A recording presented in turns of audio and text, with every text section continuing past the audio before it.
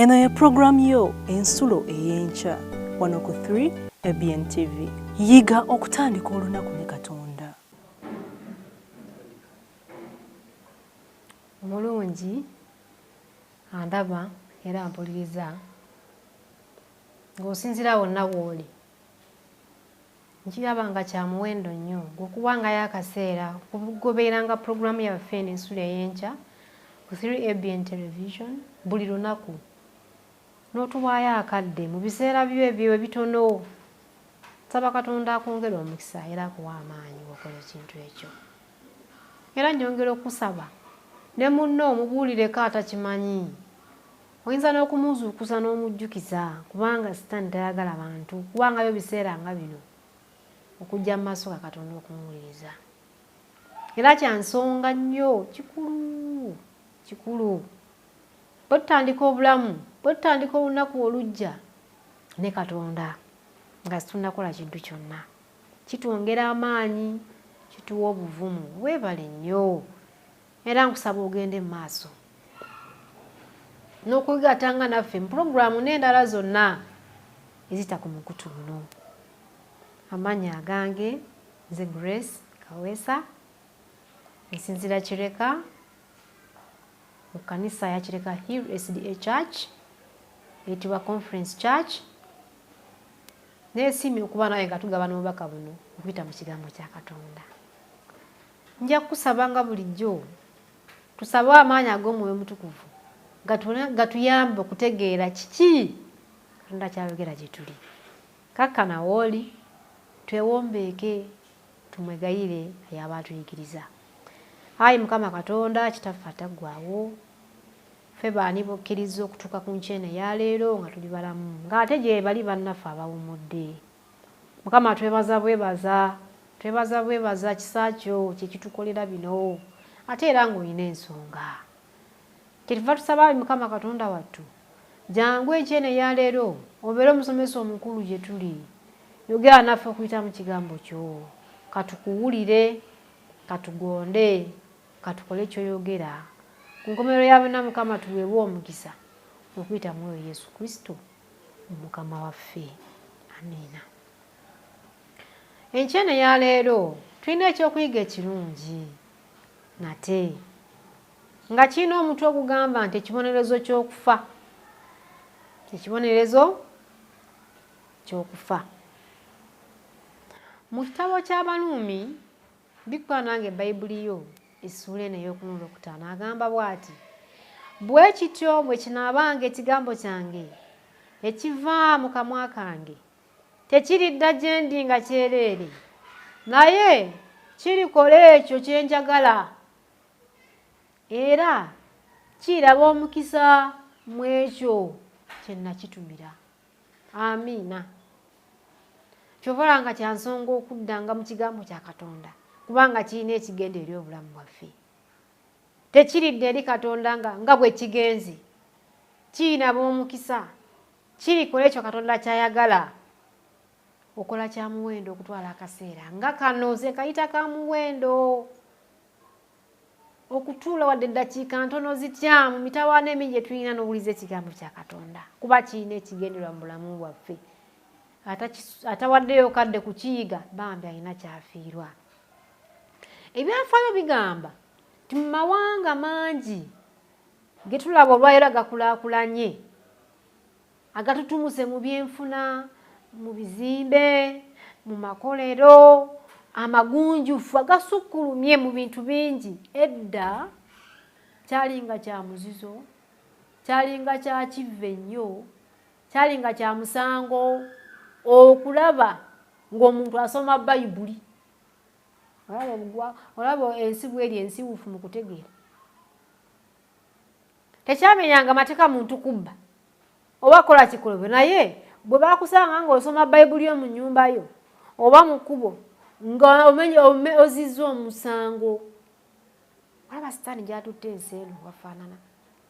Tulabye nnyo kuba mu nsi eriko omulabe Sitaani akola yenna kawafube gw'asobola okuziyiza omulimu gwa Katonda. Naye nja okutegeeza Katonda gwe yeesimbako okulwanyisa mulwanyi w'amaanyi tamusobola.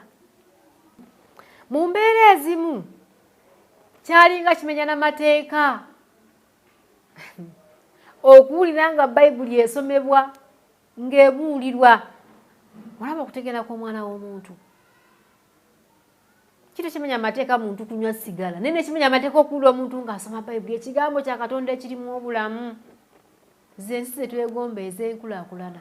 Olaba Setaani kyakoze mu bwongo bw'abantu. Tulabye nnyo kubanga ebitonde bya Katonda ebyatondebwa mu kifaananyi kya Katonda Setaani abikaayanira. Era muganda yobeera mu nsi nga tomanyi Setaani kyakola nga toli muzuukufu kulaba Setaani biki byakola okuwugula abantu okubajja ku mulamwa. Kyannaku, kyakabi. Ate ng'abantu mu kuvunaana abantu abasoma bayibuli baalinga batuufu mu kutegeera kwabwe naye nga bakola obukyamu obutagambika. Era buli omenya etteeka omanye ekiddako wabaawo ekibonerezo kye bakuwanga kyalinga nakyakuttibwa. Oyinza okwetegereza n'olaba nga bikwatagana. Otte omuntu akutte bayibuli y'okugisoma. Ate mbadde ngamba gye tukoma okusoma bayibuli gye tukoma okufuuka abantu abalungi. Naye bwe kityo bwe kigambibwa.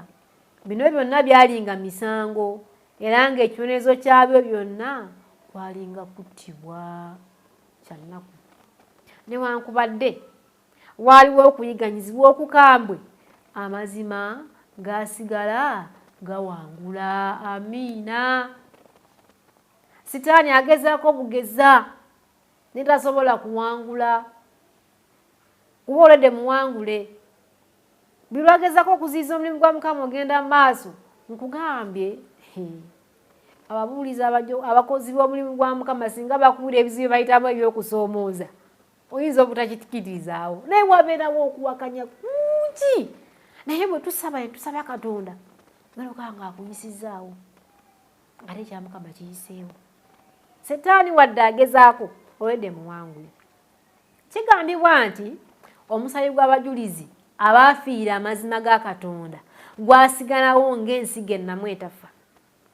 Kyova olaba nti mu mirembe gyonna ekkanisa ya Mukama newankubadde ng'eyise mu kuyiganyizibwa abantu be basigadde bakyali bantu nga bakola omulimu gwe.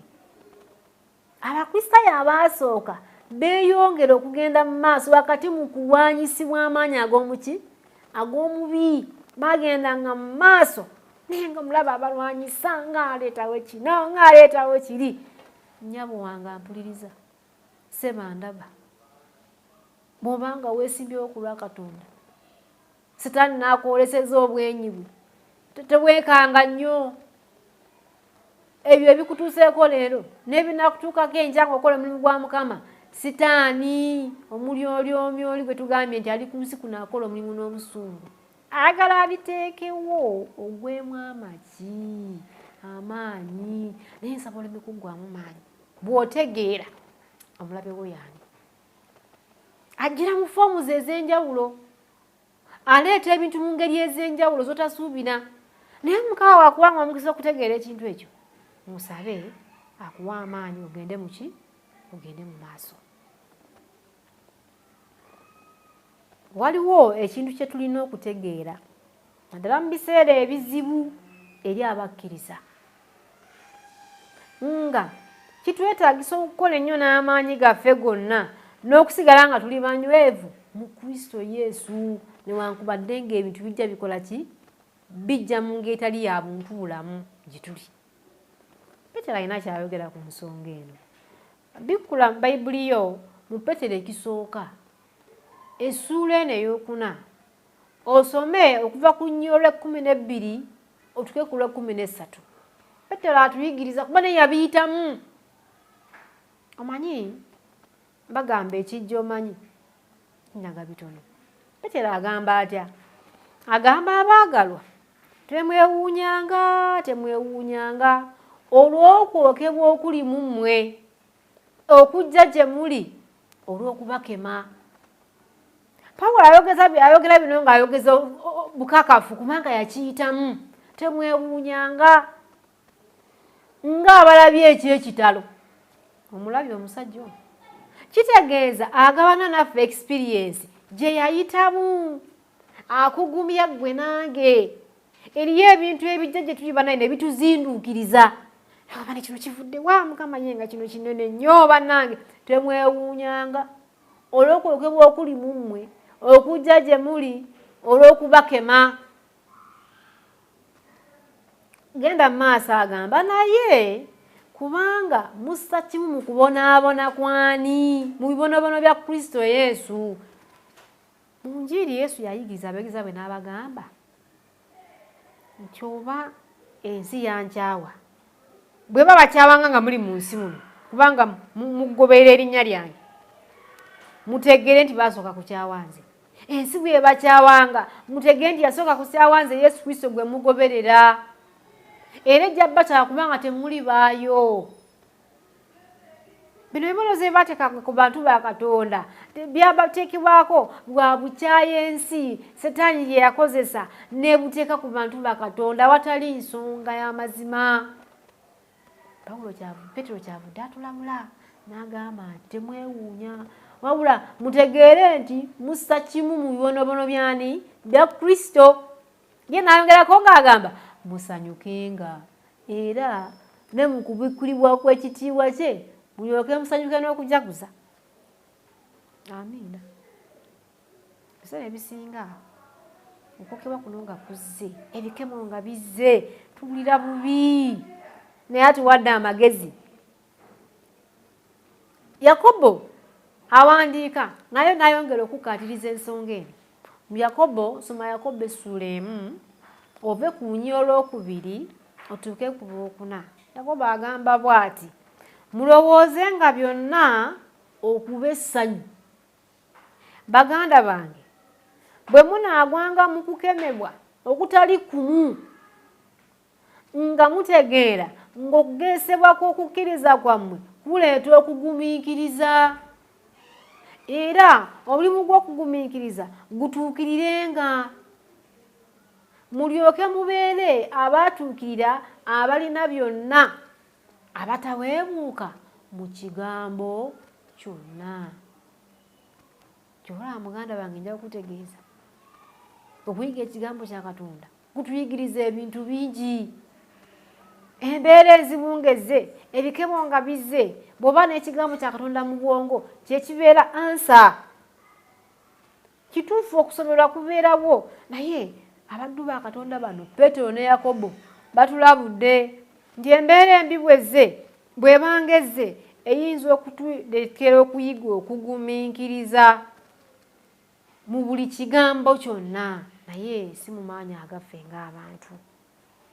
Katonda yatusobozesa okutuuka ku kino. Mu katabo akamu akamwanyinaffe N.G. White akayitibwa Thoughts from the Mount of Blessings tusoma ku lupapula lw'10 nga wagamba nti okugesebwa kwonna okujja mu bulamu bwaffe ng'abakozi ba Katonda, ng'abaana ba Katonda, Mukama asobola okukukozesa n'atuggyamu ebikyafu. Olaba enkola ya Katonda muganda wange bwefaanana. Gw'oyinza okuba nga obadde olaba ebigezo by'olimu okunyigirizibwa kw'oyitamu ng'olinga ali ku bikolimo ebiva ewa Katonda, naye agamba mu katabo kano nti oluusi biyinza okukozesebwa ne bituggyamu ebikyafu ne bikalabula empisa zaffe ezibadde embi ne zirongooka. Amiina. Naye okutegeera kino kya bwa Katonda. Ebiseera ebisinga tuyinza okugamba nti waliwo ekikyamu ndowooza kye ndiko. Naye nze neewuunya enkola ya Katonda oluusi ebintu bya Katonda byonnema okutegeera. Mbiraba n'okomawo okomye n'ogamba owaaye Mukama byagala bikole ki? Bikolebwe. Kale n'olwekyo muganda wange ampuliriza era ndaba nga tuyita wakati mu mbeera ey'okutuwalakata, ey'okutuzigula, ey'okutugogola, ey'okutuwunda ensonda nga bw'olaba omumbi nga alina kyabajja n'akiwunda ensonda zino eziteerera bulungi, okutugonza, okutunyigiriza, okutunyiriza, okututereeza. Wateekwa okubeerawo obulumi bungi bwe tufuna. Buteekwa okubeerawo. Katonda ng'akola omulimu omulungi mu bulamu bwo n'obwange, kkirizagaana wateekwa okubeerawo obulumi, wateekwa okubeerawo amaziga. Kisuna n'okiwulira nga kisunye, nina mukwano gwange bannange yaŋŋamba tusabeko ebintu nga kino kivaawo kino kijja kino tekinnavaawo n'awulira kiri bane ng'alinga nga Yobu wa leero naye waaliwo obubi mu bulamu bwe ng'awulira biganye ne tusaba ne tugamba Katonda gwe tusinza binaakola ki abimanyi batsebo ne banyama njagala obategeeza ensi eyina ebintu abantu nno lwakusirika abantu bayita mu bintu mayumba gaabwe eyo mu bisenge byabwe eyo naye nga biba bimanyi ne Katonda waabwe naye kizaamu amaanyi nti oluusi Mukama akwera mu bintu nga bino olw'obulungi bwaffe kibeera kizibu nnyo bw'okuteekebwa wansi w'ekyuma nga kisekula n'osigala nga bw'obadde n'otawulira bulumi kiba kizibu era sikiriiyo bubeerawo amasiga gabeerawo naye oluvannyuma lwa byonna nja kutegeeza oyinza okuva mu bulumi obwo ng'olinga ejjinja eriyisibwa mu muliro nga lirongoosebwa nga litereezebwa nga Mukama aliteeseteese ogenda okuzimba yeekaalu ye bw'atyo Katonda bannange bw'atukola bw'atyo muganda wange Katonda bw'akikola oyinza obutafuna kuddibwamu lwaki oli mu mbeera efaana bw'etyo olwaleero naye ng'omuntu alina ansa ku ekyo ye Katonda we yakutonda kuba oli mwana ng'alabye ekyo kye kiyinza okuzza obujja embeerayo enkolaganayo ne Katonda wo okukusembeza gy'ali kiruma kirimu okufiirwa oluusi ebintu byobadde oyagala naye ng'alabye y'engeri yokka Yesu yabuuza ekibuuzo nti omuntu kiri mugasa ki okulya ensi eno yonna naye n'afiirwa obulamu obutakola ki kati bw'olaba nga waliwo ebiyinza okutuleetera okufiirwa obulamu obutaggwaawo mu buyinza bwe obwa Katonda aleetawo ebintu bino naye ndowooza kisingako kinangasa ki nze okufuna byenfunye n'enfiirwa obulamu obutaggwaawo abaagalwa amawulire amalungi gali nti ekintu kyonna omutalinsa akantu konna kaagadde Mukama Katonda tayinza kukimalirako budde bwakwegendereza ng'akikolako omulimu omulungi bwe gutyo nga gutuukiridde ekintu kitalina makulu Mukama takimanyirako budde Katonda byakkiriza oyitemu ng'amayengo nga gakuyuza gadde eno ng'amanyi oli mwana wo ayina ensonga amanyi nti olimu ekyomuwendo Katonda wange yeebazibwe naye singa tusobola okutegeera omuwendo gwe tulina maaso ga Katonda newankubadde biri biti alisi biyinza okutugumya ne tugenda mu maaso amayinja ga Katonda gokka agayitibwa ag'omuwendo gigo gawunda gasobole okutuuka ku mulembe ku mbeera esobola ogasobozesa okuzimbisibwa nga ye bw'akola ki tasobola kukuzimbisa nga tosobose kutereezebwa tosobola kuvaamu kya mugaso nga tamaze kukolako muki ate Katonda atukwata nga bwe tuli ekyange kijja kuba kirala n'ekyo kijja kuba kirala so totunuulira oli obanzoga naye balinga bali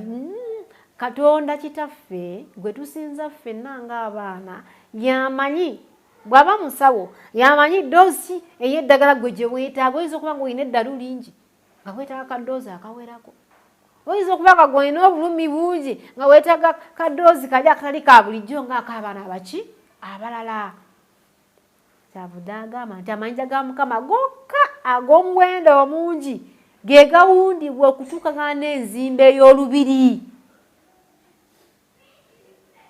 njagala obeera ejjinja ery'omuwendo nsaba Katonda nfuula ejjinja ery'omuwendo lyagenda okuwunda mu ngeri yonna gy'anaaba asazeewo mbeera ekitundu mbeera erimu ku jjinja erigenda okuzimba yeekaalu ya Katonda bwe tunaamukkiriza okukola kino kyonna ekinajja katumugambe taata kyoyagala kakikolewe kyoyagala kakikolewe naye empisaawo nga ndimukkiriza okugezesebwa kakubeere ku kakali kutya w'olina okuyitamu Katonda amanyi bulungi nti ebisoomooza ebikutuuka ku kkanisa ye bikiviiramu obulungi amiina amiina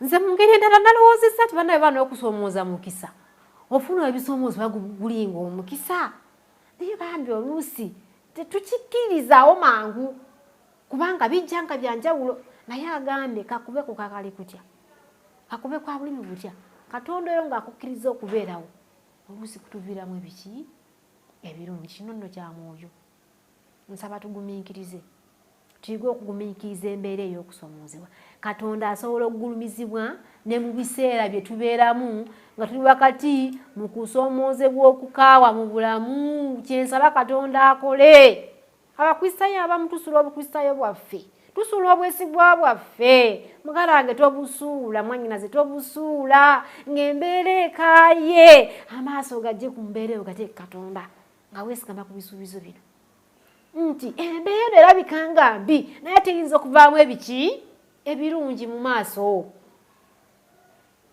kutuviiramu ebirungi Katonda bw'awanga yakikuttemu Katonda waffe tatwabulira n'akatono amiina tamba n'ebisuubizo bino tasobola kutwabulira ebigezo ebyo ebitera okujja abantu ku Katonda nalaba nga kyalina okukola kumuvaako Katonda ye agamba njagala bikusembeze busembeza gye ndi kiri kiti eri obulamu bwo kusoomooza ki kuwayiseemu jjuuzi oba luli oba kwoyitamu leero nga kuwetedde okulowooza nti naye ndowooza Katonda nsooke muteeko buddawa nerwaneko abantu balina enjogera simanyi lubalembera nga naawe odduka ndoza bina kye bitegeeza gye bali kituufu obaako kyokola naye weegendereze nkusoomoza bwe kujja kuleme kujja kwani ku Katonda tomubuuza bibuuzo bingi kkiriza bukkiriza nga bwe kizze akuwanirire akukwate mu mikono gye akuyiseewo nsaba Katonda atubeere tunyweze bunyweza nkolagana yaffe ne Katonda wakati mu kusoomoozebwa okukola ki okuliwo katwewombeeke tusabe Katonda ayongere okutuwanirira Katonda afe ataggwaawo bulungi bwo n'ekisa kyo otulaze ndiwe kuba tuyita mu mbeera esoomooza mu ngeri ez'enjawulo oli mwetefutefu okubeera naffe tuwanirire tunyweze tusitule tuzzeemu amaanyi ebisuubizo bitunyweze nga tugenda mu maaso okusoomoozebwa kuno kutuviiremu eky'omukisa era ekirungi twongere okubeera ekikozesebwa kye emirembe n'emirembe okuyita mu Yesu Kristo eyawangula omusaalaba amiina Mukama abawe omukisa. Yiga okutandika olunaku ne Katonda olwo nno ebisuubizo bye birabike gy'oli.